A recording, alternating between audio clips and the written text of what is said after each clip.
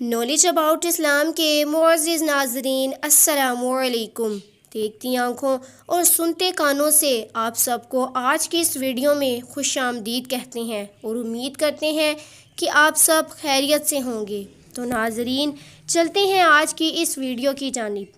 ایک دن ایک شخص سرکار دو عالم صلی اللہ علیہ وسلم کی خدمت میں حاضر ہوا۔ اس نیت سے حاضر ہوا کہ وہ ایمان لے آئے۔ اس نے ایمان لانے کے لیے اپنا ہاتھ سرکار دو عالم کے ہاتھ میں رکھا۔ اب کیا ہونا چاہیے تھا؟ کلمہ پڑھنا چاہیے تھا اس کو۔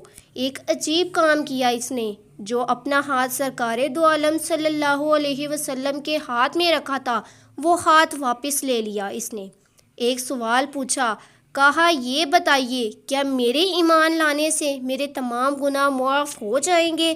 آپ نے ہاں میں جواب دیا۔ ہاں ایسا ہی ہوگا۔ ایک اور سوال کیا۔ اس نے کہا اچھا میرا گناہ کتنا بڑا کیوں نہ ہو، میرے گناہ معاف ہو جائیں گے؟ آپ نے جواب دیا اگر تیرے گناہ سمندروں کی جاگ کے برابر ہوں یا زمین و آسمان کے برابر ہوں، توبہ اور ایمان سب گناہوں کو معاف کر دیتے ہیں۔ اس شخص نے کہا آپ نے صحیح فرمایا، لیکن آپ کی خدمت میں عرض کرنا چاہتا ہوں مجھ سے ایک ایسا گناہ سرزد ہوا ہے کہ مجھے لگتا ہے کہ میری معافی ہو ہی نہیں سکتی۔ یہ ایک ایسا کام میں نے کیا ہے کہ معافی نہیں ہو سکتی۔ آپ نے پوچھا ایسا کون سا گناہ سرزد ہو گیا جس کی معافی نہیں؟ اب اس نے جواب میں ایک واقعہ سنایا۔ معاملہ یہ ہے کہ ہمارے ہاں یہ رواج ہے کہ جب ہم لوگ غیرت کے نام پر اپنی بچیوں کو دفن کر دیا کرتے تھے، یعنی یہ ہماری غیرت کی علامت ہوتی تھی کہ ہم غیرت کے نام پر بچیوں کو زندہ دفن کرتے تھے۔ ہوا یوں کہ ایک دفعہ میں سفر پر جا رہا تھا، میرے ہاں ایک بچی کی ولادت متوقع تھی، مجھے سفر پر جانا تھا۔ میں روانہ ہوا تو سفر پر جاتے ہوئے میں اپنی زوجہ کو ایک ہدایت کر کے گیا۔ کہا کہ اگر بیٹا پیدا ہوا تو کیا کہنے، میرا وارث ہوگا، جشن منائیں گے آنے کے بعد جب میں واپس آؤں گا۔ لیکن اگر بیٹی پیدا ہوئی تو مجھے بتانے کی ضرورت نہیں، اور تمہیں بتانے کی ضرورت یہ بھی نہیں کہ تم نے کیا کرنا ہے، اور اس کی جگہ زمین کی پیٹ ہوگی، دفن کر دینا، زندہ دفن کر دینا، مجھ سے نہ پوچھنا۔ میں سفر پر روانہ ہو گیا، چلا گیا۔ کچھ وقت گزارنے کے بعد میں واپس آیا۔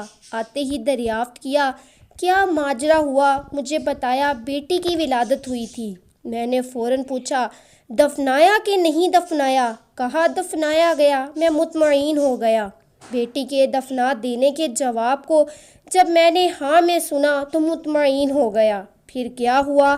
تو ہوا یوں، ہمارے پڑوس میں ہمارے رشتہ داروں میں بھی ایک بچی تھی، چھوٹی تھی، ہمارے گھر میں بھی آ کر وہ کھیلتی تھی۔ مجھے اس سے بڑی اٹریکشن اور بڑی محبت تھی۔ ظاہر ہے کہ فطری تقاضا تو یہ ہے نا، اور اسلام دین بھی فطرت ہے۔ کہتا ہے کہ حالانہ کہ اس شخص کے باپ کو بار بار اس بات پر غیرت بھی دلا چکا تھا کہ تمہارے گھر میں بیٹی ہے، تم نے دفن نہیں کی اس کو، لیکن پھر مجھے اس بیٹی سے بڑی محبت تھی۔ ایک دن بڑا عجیب معاملہ ہوا۔ کیا ہوا؟ کہا ایک دن میری بیوی کے رشتہ دار، جس میں سے میری بیوی کی ذرا انبن رہتی تھی، اس نے خاموشی سے آ کر میرے کان میں کچھ کہا۔ کیا کہا؟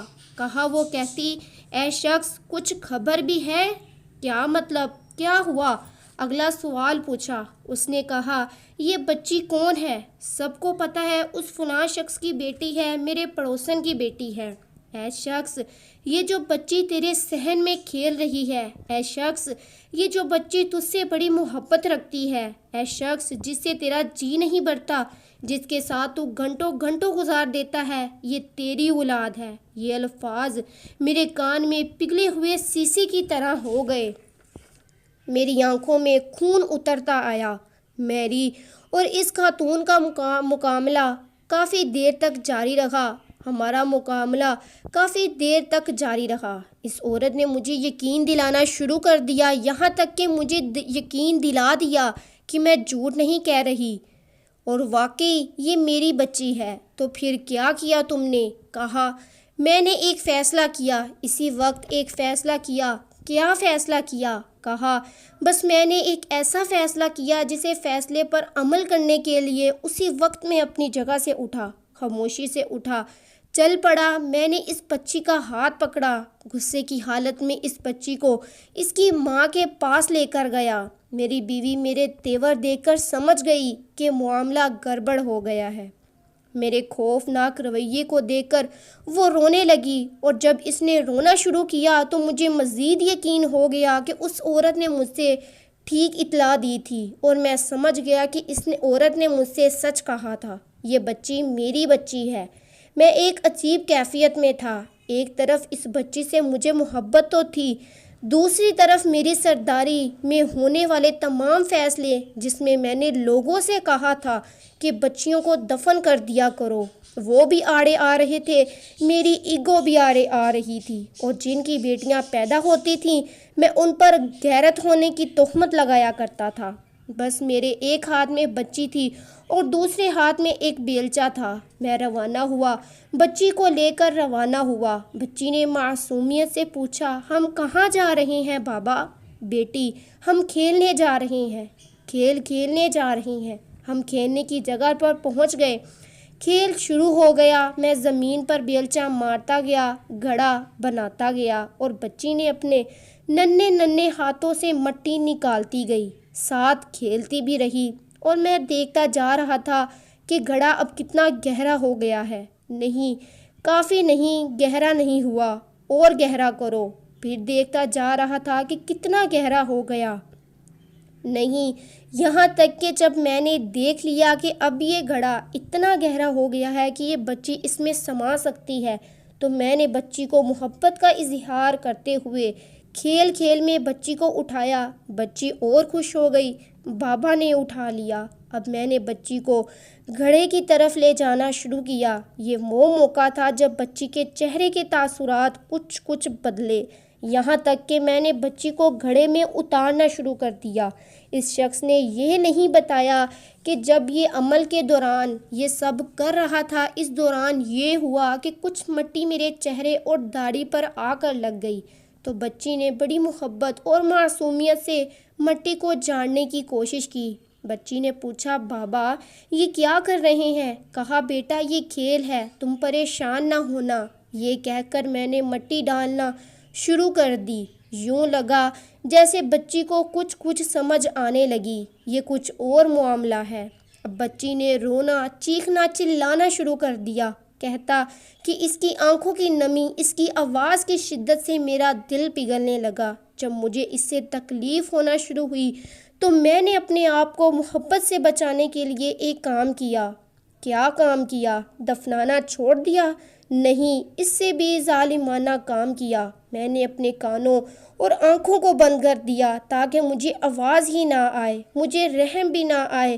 بس میں نے مٹی کے گھڑے میں ڈالنا شروع کر دیا، اور جب میں عمل کر رہا تھا، جتنی مٹی بڑھتی جا رہی تھی، بچی کی آواز بھی اتنی کم ہوتی جا رہی تھی۔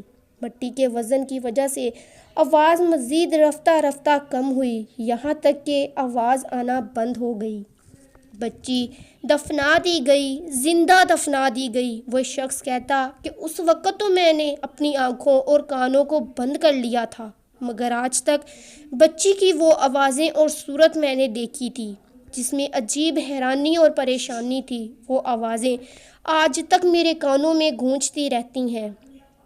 جب اس شخص کی نظریں واقعہ سنانے کے بعد سرکار دو عالم صلی اللہ علیہ وسلم کے چہرے پر پڑیں، دیکھا کہ آپ کا چہرہ مبارک اور آنکھیں آنسوؤں سے تر ہیں۔ آپ نے فرمایا، ہاں، تیرا گناہ زمین و آسمان سے بھی بھاری ہے، لیکن اللہ کی رحمت ہر چیز پر چھائی ہوئی ہے، اس نے تیرا یہ گناہ معاف فرمایا ہے۔ یہ وہ حالات تھے جس میں رب العالمین نے پیارے آقا رحمت للعالمین کو انسانوں اور خواتین کو ظلم سے نجات دلانے کے لیے بھیجا تھا۔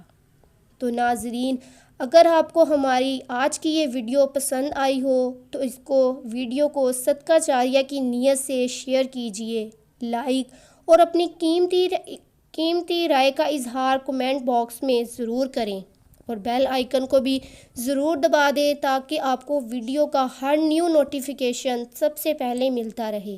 اگلی ویڈیو تک کے لیے اجازت دیجیے۔ اللہ پاک آپ کو اپنی حفظ و امانت میں رکھے، آمین۔